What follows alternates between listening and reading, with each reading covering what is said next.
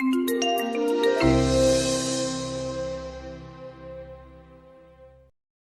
today we have Benjamin Grant with us, whose project, The Daily Overview, started as a passion project, has blossomed into a book, and taken off from there. And since images always speak better than I certainly can, I will just hand it over to Benjamin and take it from there. Thank you.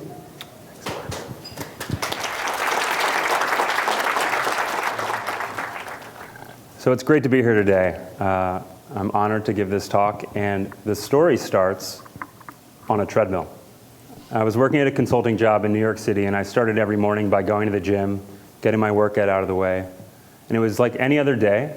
And then on one day in February 2014, I was on this treadmill, and I looked down at my phone, and I got an update. And something I had made, something I had created, was on the front page of Fast Company. I wasn't an artist, I wasn't a photographer, but this thing that I had created was there. And it wasn't only on the front page, it was their #1 story for an entire week.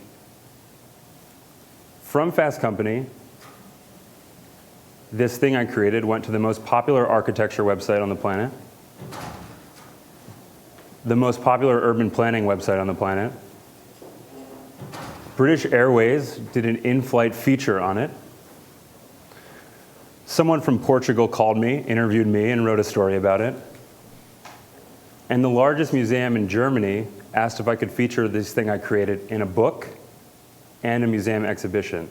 Now you can imagine how astounded and amazed I was, considering I was just this guy at a consulting firm and all of this was happening to me kind of secretly at my desk. So what was going on here? What happened? How did this come to be? Let's go back to the beginning. So this picture is taken at my friend's parents' house in Vermont, where this story starts. And it was 4th of July, the year before that happened, and I was sitting around the living room with my friend and his parents, and his dad, who's a respected environmentalist and philanthropist, said to me, "Ben, I know you're interested in the environment. What do you think the answer is to the climate crisis?" Not an easy question. Not an easy question at all. And I sat there dumbfounded, and I had nothing to say. I sat there speechless, and I said, "I'll get back to you." So a week later, I wrote him an email and said, "I've been thinking about this nonstop, and what I ultimately believe is that we need to change the way we're looking at our planet before we can treat it differently and before we act in service of it." So that was my hypothesis. I didn't know what that meant or what that looked like or how to act in service of the planet, but that was the idea. There needed to be a perspective shift before something could be done.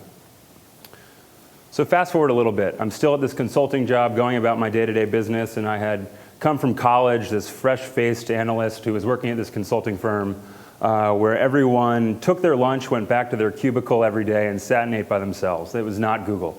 It was very Park Avenue, New York City. We're going to go into work, get our work done, and then go home. But I wasn't a fan of that, so I wanted to change up the culture a little bit. So naturally, I started a space club, which of course you should do at your consulting firm. But for whatever reason, they let me do this. I didn't get fired, thankfully. And soon enough, about a quarter to a third of the firm was coming to Space Club every week. I was preparing talks just like this, where I would pick a new subject that I'd seen in the news. There was all this stuff with SpaceX and meteorites over Russia and NASA funding, and I just wanted to bring something to the table that was not religion, was not politics, was not sports, that people could talk about and inspire them for their work. So Space Club was happening on a weekly basis, and I enjoyed doing it. It was just something to share and bring people together.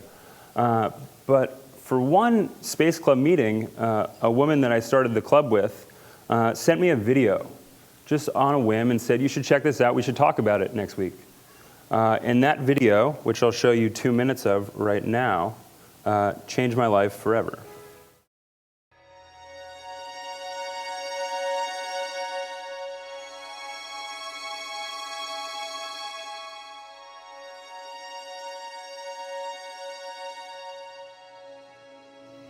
Oh, golly, I remember going through launch, which is an overwhelming experience.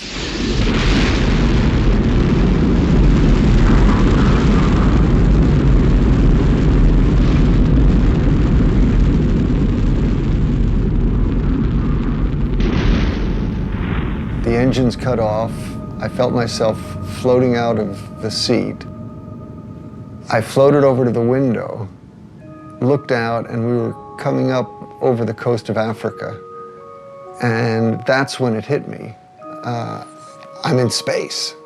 And, you know, I just got incredibly excited because it's something I had dreamed about since I was 6 years old. I think you start out with this idea of what it's going to be like. And then when you do finally look at the Earth for the first time, you're overwhelmed by how much more beautiful it really is when you see it for real. It's just like it's this dynamic, alive place that you see glowing all the time. It was truly incredible to be up there doing what I always wanted to do my whole life, and then to kind of glance back at our planet and see that view was just tremendous.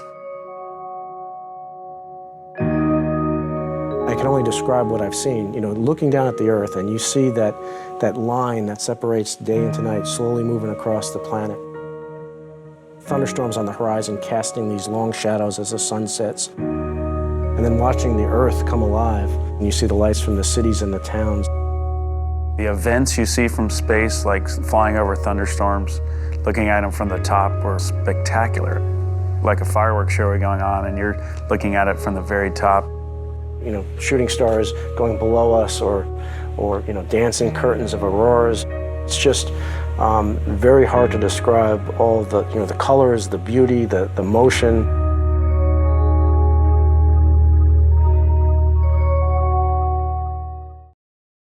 So that was the film overview. And I was glued to my screen for 18 minutes, and I said, that's it. In my mind, I went back to the living room in Vermont, and I said, that's the perspective shift. People have had this perspective shift already. 550 astronauts have been to outer space out of 70 billion people who have ever existed. But 550 people have seen this. They've seen the Earth as a whole. This idea of the overview effect, they understand what happens on one side of the planet changes what happens on the other side of the planet, how fragile everything is. And I couldn't help talk about this idea and share this idea with everyone that I knew. I called my friends, my family, I sent them this video. I was like, you guys need to know about the overview effect. It's this cool thing, and couldn't stop thinking about it.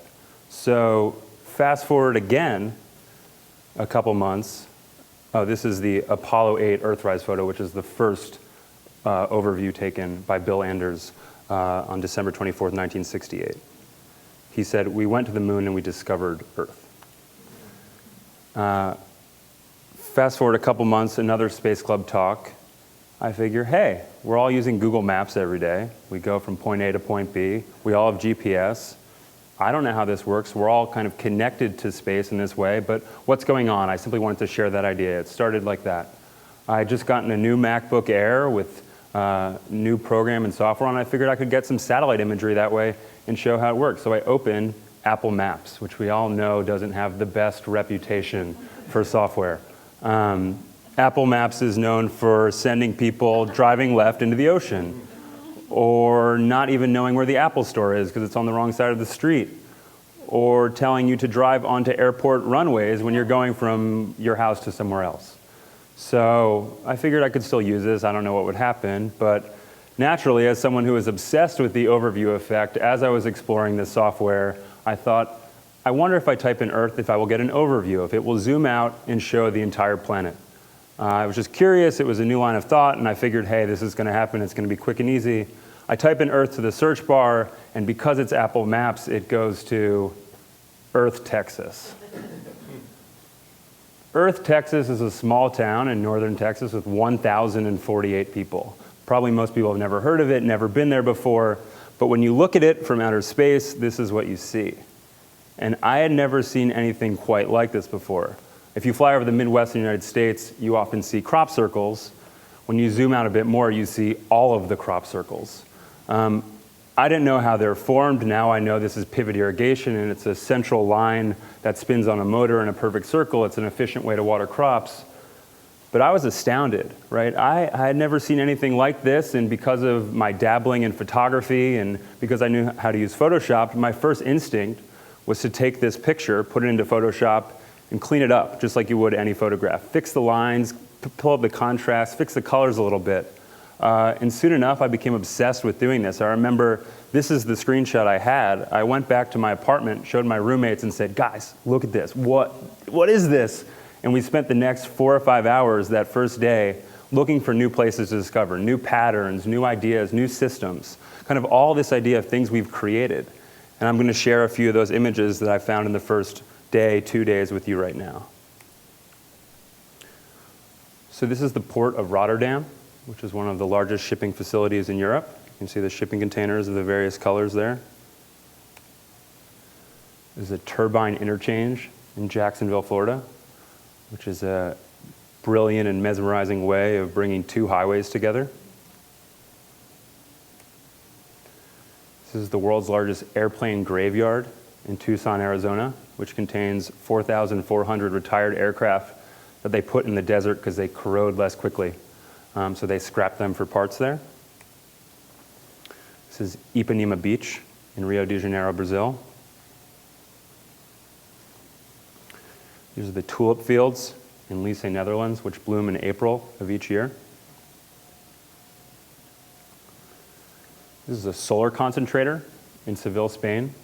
So the tower, or the line you see in the middle, is a tower that's 450 feet tall, so 1.5 football fields, and at the top contains molten salt that gets heated by all of the sun's rays from these mirrors, and then it gets so hot it goes down, generates steam, and provides enough electricity for 75,000 homes. This may look familiar if you've flown into SFO recently.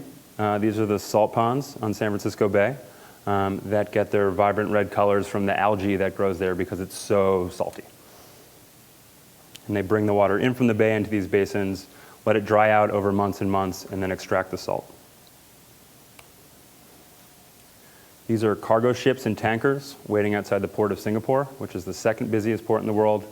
And if you look at the one ship that has shipping containers on it, and you remember the picture from a few slides ago, you'll see just how small the scale is here and how many ships kind of fit in one image. This is Boca Raton, Florida. So you may never guess it, but a lot of Florida looks like this because it was built on top of waterways in the past 30 or 40 years in the 20th century. And you get these individual residential communities with their own plans. And when you start to piece them all together, it looks like a computer chip or a video game or something from another world. This is a tailings pond in Michigan. So all of the mining operations often have byproducts and waste that gets dumped into these massive pools that is then mixed with water and create something that looks beautiful, but also something that you realize can't be good for the planet. And last but certainly not least, this is an image I found in the first week that, for me, helped me realize how powerful these images can be. When you see this image, at first you might think this is stunningly beautiful, the red colors, the grid pattern that we're so familiar with when we live in a city, the symmetry on the left side. This is the largest refugee camp in the entire world in Kenya, so it contains 400,000 displaced Somalian refugees. And the white part you see on the left with the grid is the expansion, so it is growing every day with more people arriving at the camp, and that grid pattern will eventually fill up. So I was capturing these images and composing them and researching them and finding new ones. And as you might imagine, I started to see there was always a story to tell. There was always something visual, but always something interesting with it.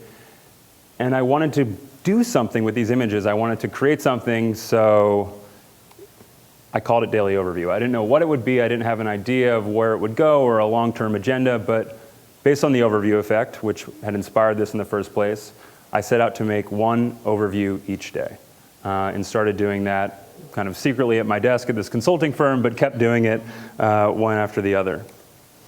As I was posting them on the website and on social media, people started asking questions back to me. They said, why does it look that way? Why is it that color? Which inspired me to start writing descriptions to accompany the images.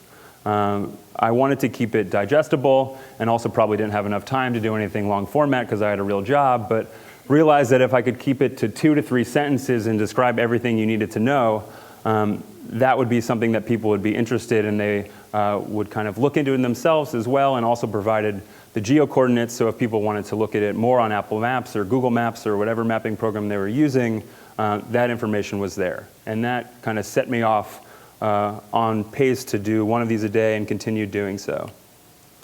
I built a website, and I think one of the most important things I did, not only to give it legitimacy, but to write a mission statement is something I did from the first week that the website went up.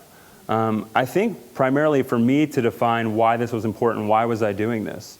And again, it came back to this idea of the overview effect, what I wanted to inspire, why these images needed to exist, why I was making them. I still believed that hypothesis that we need to change the way we see the world and change the way we see what we're doing it. So these images that I was making, I called them overviews because they weren't just normal satellite images. There was kind of a process and a research and a composition that I wanted them to be something kind of different and not like your classic screenshot Google Maps, Google Earth image. So it was something else. But decided on that first day and every day after it would focus on human activity.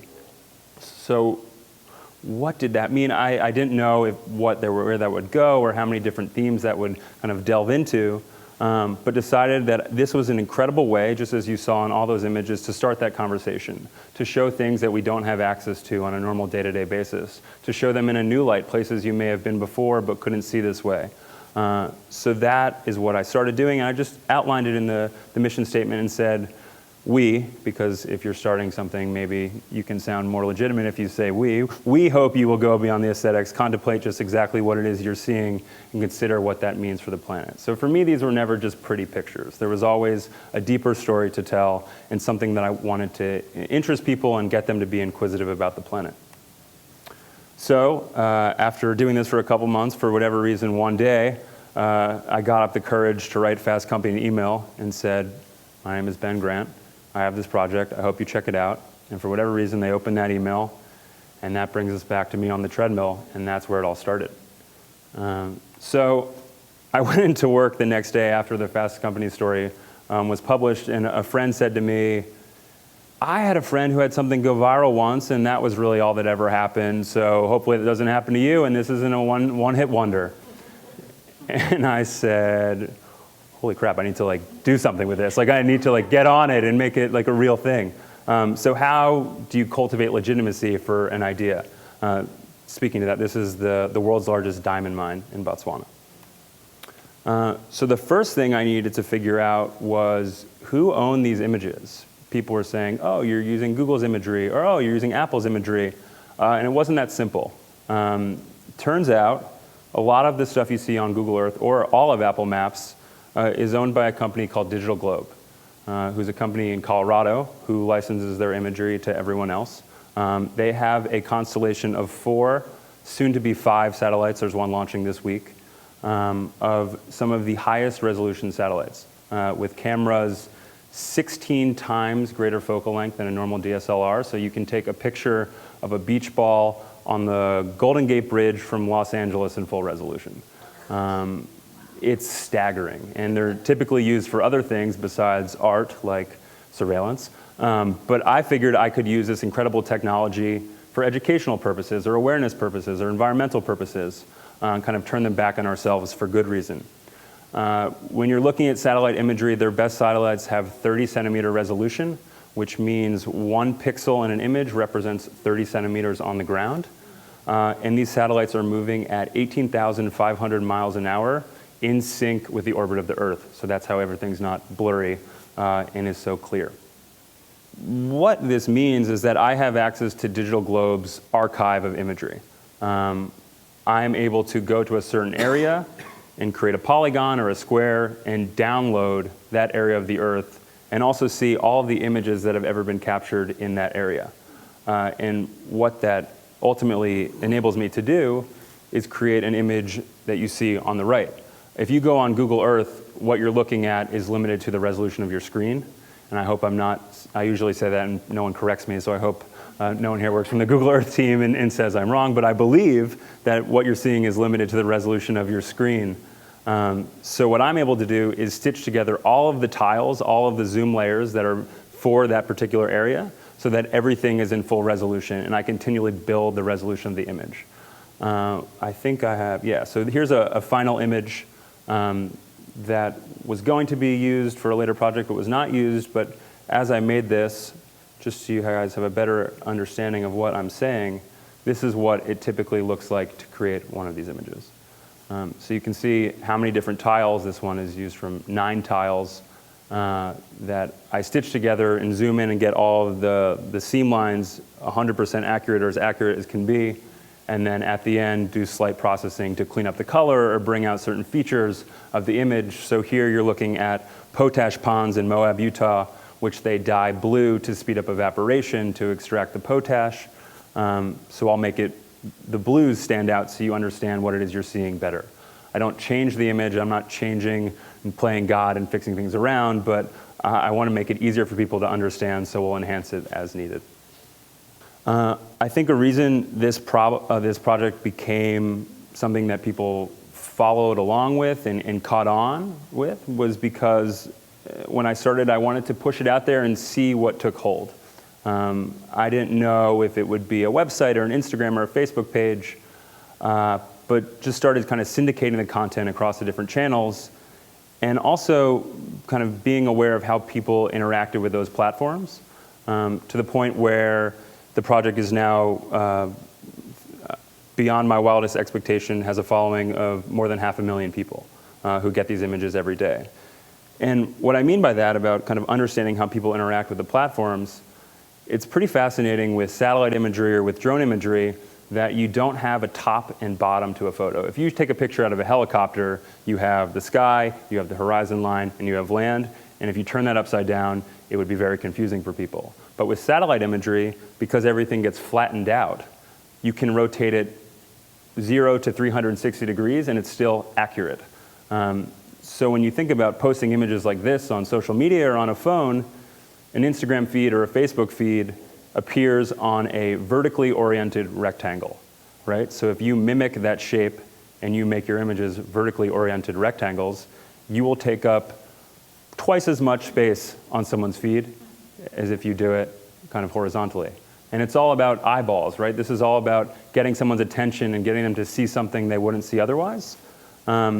So it's just kind of a simple understanding that making something square on Facebook or making something this way on Instagram is more likely to get someone to see what you're trying to get them to see.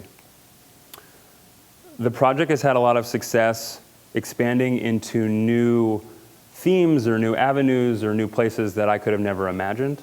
I started out thinking this was environmental, so it made great sense to partner with Greenpeace to do features or show the Arctic for Autobahn about where we're encroaching on the Arctic.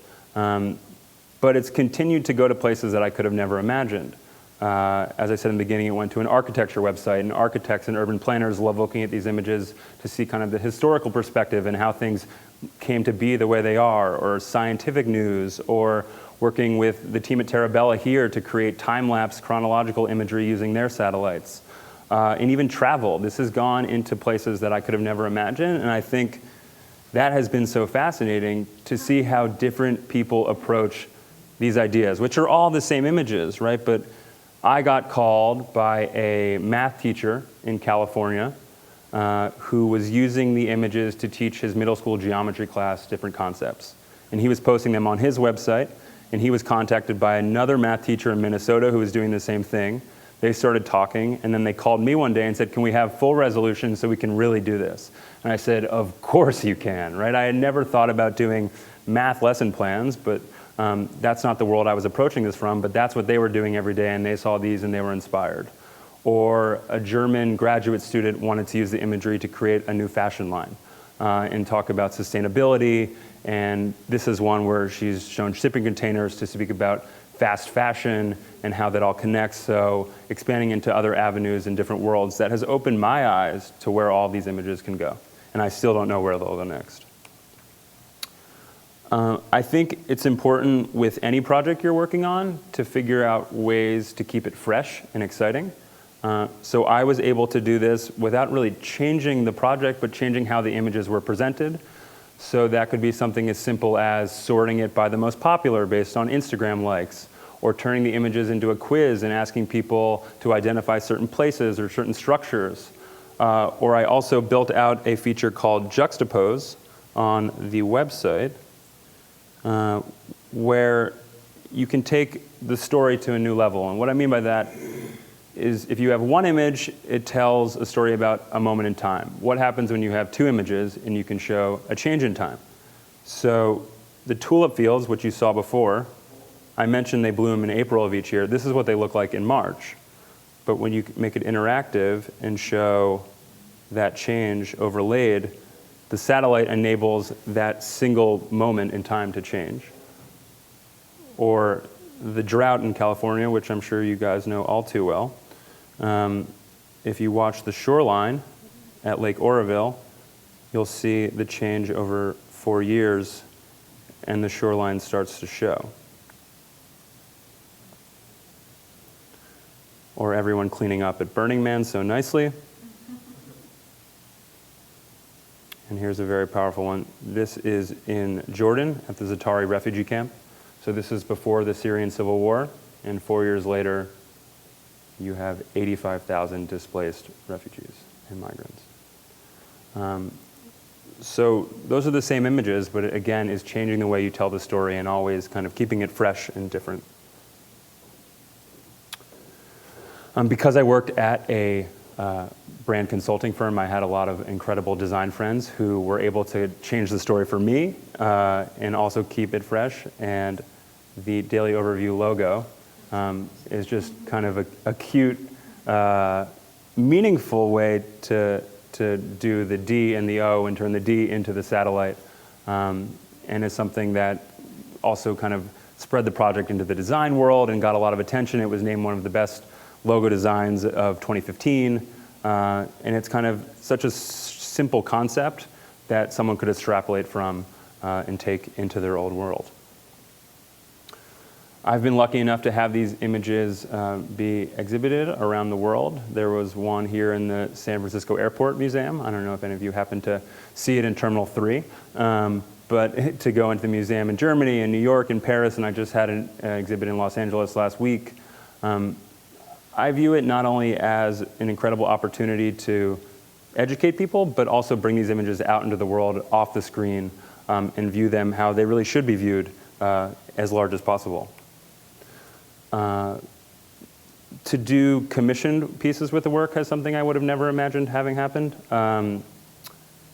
To focus on mining exclusively for Foreign Policy magazine, or to show images specific to a location in the Philippines with Rogue magazine, it's kind of been able to focus and also make it possible to do these stories that would require significant travel on my behalf. You can't go to the Arctic as easily as kind of capturing it from above. So it's worked out very well in that regard.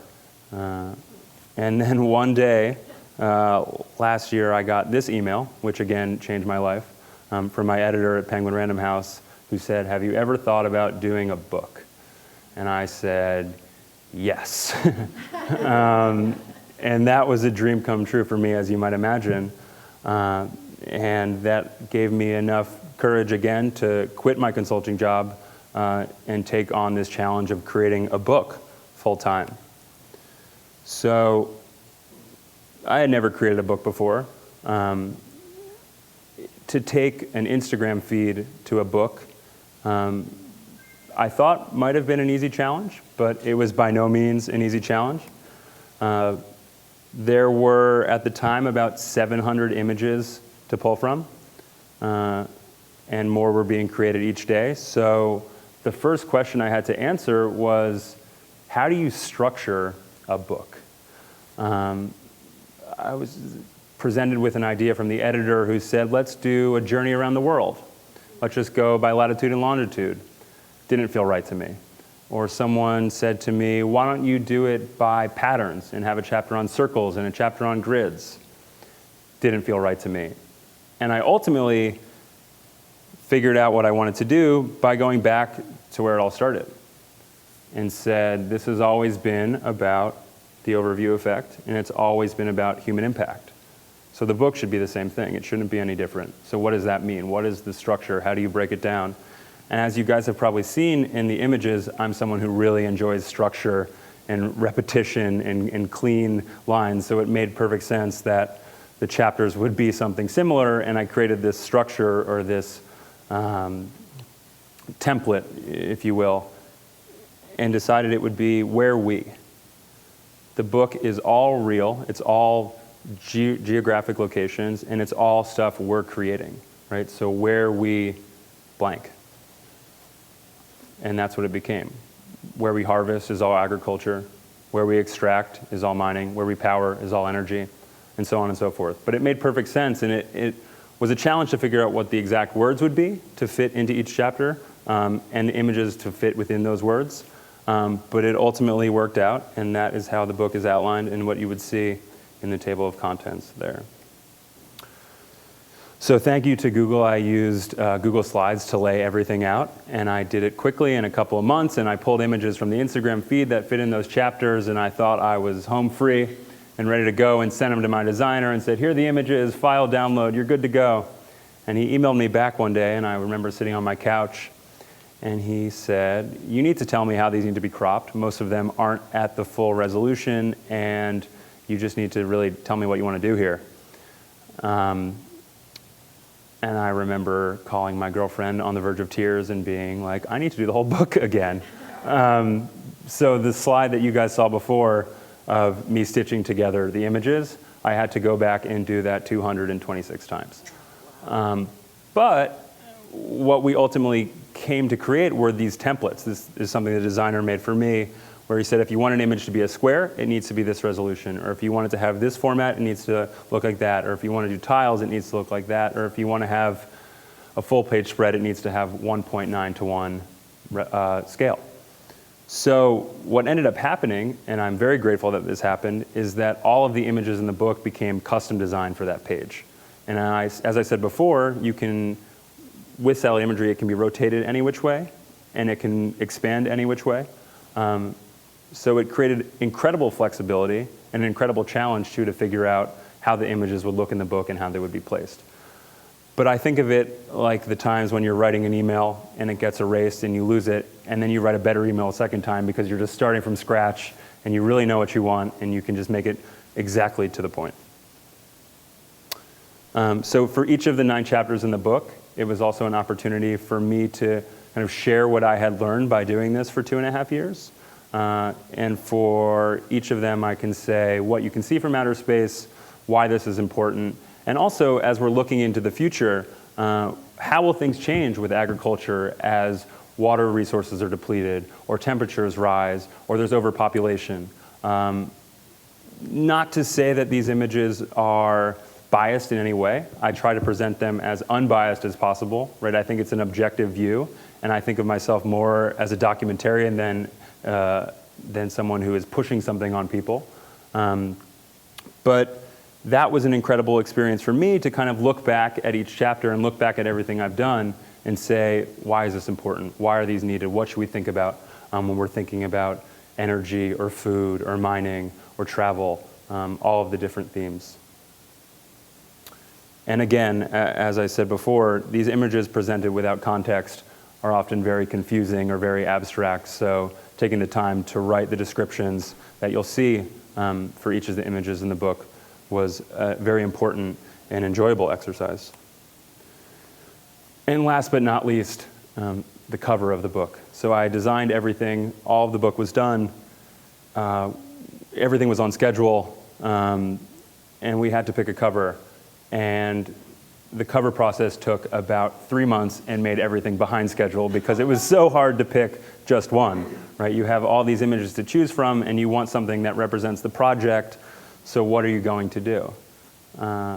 This is what we ultimately settled on, and I show this cover in the book to people, and they say, wow, that's so beautiful, I would love to take a vacation there. And that's exactly the response I want when I show this to someone. They say, wow, it's so beautiful. What this actually is, this beach, is being created right before your eyes in the South China Sea. Over the past, for the 5 months previous to when this was captured, these ships, which are dredgers, so they're basically giant vacuum cleaners with these tubes attached, are sucking up sand from the bottom of the ocean and depositing it on this reef. So I think it speaks to the power of these images as a whole to be something that lures you in almost, and you say, wow, that's mesmerizing. I want to know what that is. Why is it so beautiful? Why is the water looking the way it is? But there's a deeper story to tell. There is something else going on here that is worth investigating. And I hope that image speaks to the project as a whole in terms of inspiring inquisitiveness in the people who are looking at it, and also educating us about what's going on our planet these days. So that is overview. To wrap up, now that I've been doing this for nearly 3 years, I wanted to stop and think, really, what have I learned from doing this?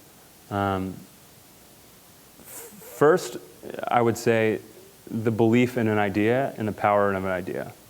When I saw that video about the overview effect, it gripped me deeply. I truly believed in what the astronauts were saying, what these psychological experts were saying, that this is something that can take hold and change the way you see the planet.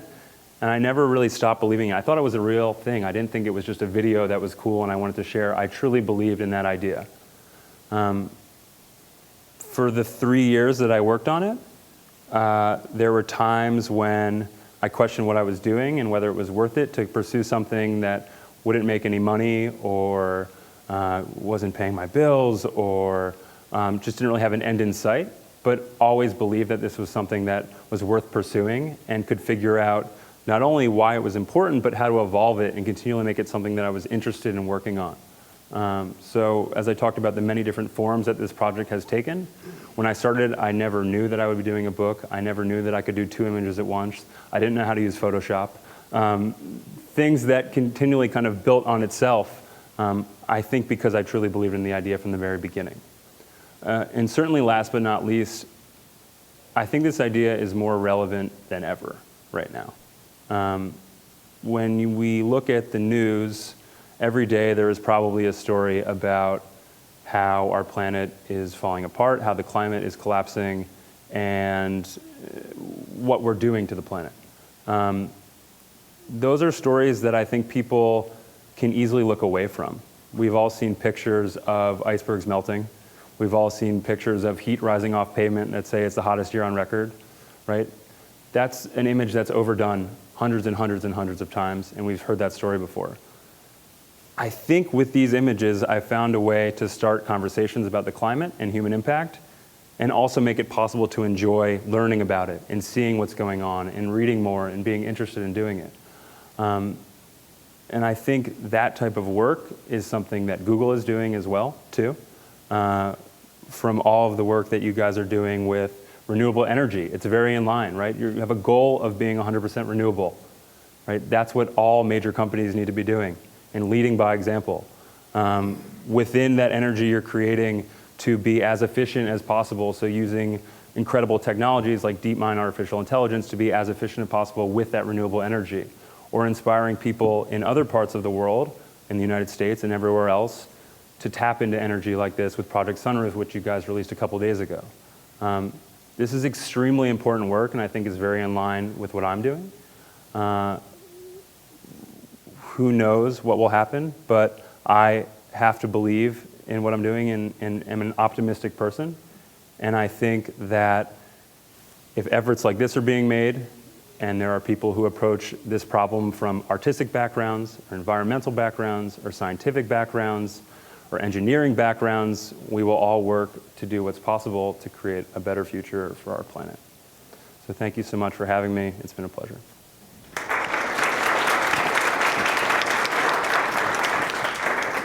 Cool, Ben. Thank you so much. Hearing about the passion, hearing about the project. I was wondering how you approached the satellite imagery company to get the high-resolution images. Like, can you kind of talk a little bit about how you approached them and how you ended up working with them? Yeah, absolutely. So I remember the conversation well. Because I was using Apple Maps, I looked into the product information page, and it said satellite imagery copyright of Digital Globe. And I needed to figure out who to call and who to get in touch with, and ultimately found someone at the company through their PR department. And I remember the phone call and said, hey, I'm an artist from New York City, and I want to use your images to create prints and images and work on this social media project that I started. You can check it out here. They were very skeptical at first. They did a background check on me to be sure I wasn't a KGB agent or looking at stuff in Syria mysteriously. But it cleared, and I think ultimately what convinced them to do it was the book opportunity. And interestingly enough, what got me to reach out to them in the first place was I was using Apple Maps and using just their program to get screenshots from Digital Globe, and I was giving everyone credit, and they all knew I was doing it, and it was fine. And then one day, someone from Apple Maps reached out to me and said, we love what you're doing, but we highly recommend that you stop doing it right now. And I said, is this done? Like, am I done now? Like, is this it? And then figured out that it wasn't over. Like, I really wanted to keep doing this. I stopped posting for a week and was like, I miss doing that. That there was another route to get to Digital Globe directly, and that's when I called them up and said, I want to work with you guys. You have this huge kind of output now, Yeah. right? There's the book, and there's the continuing images, and all these Yeah. different projects you have. So are you working alone, or do you have people now that help you out with stuff? I am working alone, yeah, and have always been working alone. It's getting to the point where I wouldn't say I'm hiring, but if people are interested in helping out, yeah, for sure. The book was, as I said, more work than I could have ever imagined. But again, it was an opportunity to create stuff for the book, and I could also post that at the same time, and there were ways to be flexible, and I'm considering bringing in aerial photographers who can also feature their work. I don't think the project is by any means limited to satellite photography. I think the time in which we're living, where you have drones easily accessible to everyone, or aerial photography, or hopefully soon low Earth orbit space travel, will enter the project into many different worlds that it's not now, but easily could be in the coming months and years. Great talk, Ben. My name is Luke. I actually used to work at Digital Globe until June of this year, and I now work here at Google. Amazing. So great. And I can say that on behalf of everyone at Digital Globe, we were always huge fans of your work. And so Thank you. In spite of the background checks, which we were glad that you guys were doing this. And I think one of the reasons why is, in addition to, like, we had the same mission at Digital Globe of, like, seeing a better world and trying to use that imagery to get people to be inspired about changing their planet. Yeah. But what have you seen about it also making people curious about space? I mean, you gave a great talk about satellites and, like, the fact that these are big cameras up in orbit. Like, does that happen too? Yeah, so I think it's not people's first thought by any means. They often think sometimes that I travel to these places and I capture them myself, and I get to explain to them, no, they're satellites, and this is how satellites work. And then can kind of geek out on them and talk about geosynchronous orbit and the camera technology and the constellation that Digital Globe has. But for whatever reason, I think the project has become more about Earth than space, even though that's where it started. But I'm always inspired to think about how space is acting on our culture and how we're connected to it, and I love talking about it. But for most people, it doesn't cross their mind most of the time until I explain to them how this is possible and what's going on and all the technology behind it. Yeah. You want to go see the rocket launch on Friday? So I'm speaking at Digital Globe on Thursday, but I have to fly back to New York for my girlfriend's one-year anniversary. The next satellite will launch from, Yeah. it's supposed to launch from Vandenberg. I was supposed to be here for the first one, but it got canceled. Other photographers, artists, work who you feel sort of dovetail with what you do, or you get inspired by, you like to work with, anything like that? Absolutely. So I think from a number of angles, I'm inspired not only by aerial photographers like Edward Bertinsky or Jan Arthus Bertrand, who have done an incredible job documenting what we're doing to the planet and what we've done with Earth from Above, or Edward Bertinsky's manufactured landscapes. Not only the specific places they've captured, but just their general purpose of showing what we're doing to the planet. So those folks, which I, to be honest, didn't really know when I started doing this, but of course I've learned about over time, have been very inspirational for me. And then also all of the art history that I've studied. I can't help but think that I'm trying to channel some of my favorite artists when I create these images, whether or not the cover looks like a Rothko, or city grids look like a Mondrian, or color division of deforestation looks like Ellsworth Kelly. Those are the artists that I enjoy, and to be able to find patterns or places that I can compose or create in their medium and their vision is very fulfilling for me, and something that I definitely try to do. And they did such a good job. If I can get anything close to them in these images, then I think people will enjoy them as well. Well, thank you so much. Thanks for folks on the live stream. And I think we're wrapped up. Thank you.